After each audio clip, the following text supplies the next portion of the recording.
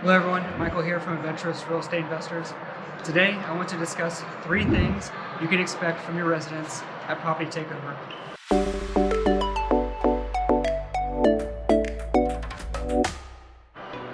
Although this is dependent on the quality of your previous property management, the class of the property, and the resident base, I will be speaking in more general details.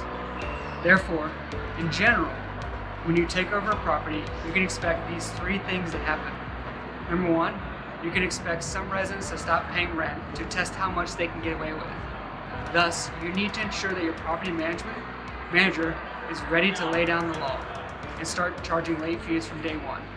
Number 2, you can also expect that the residents that are paying $200 to $300 below market rent are going to push back the hardest on rent increases for renewals.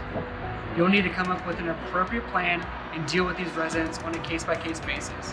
I'll talk about this in a later video. Number 3, once the residents have confidence that your property manager has their best interest in mind, they will start submitting all the work orders that the previous owner completely neglected.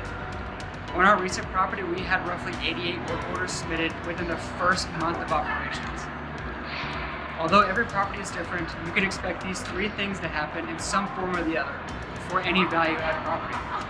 I hope this helps shed some light on what to expect from your residents following takeover. Until next time, explore more, adventure awaits.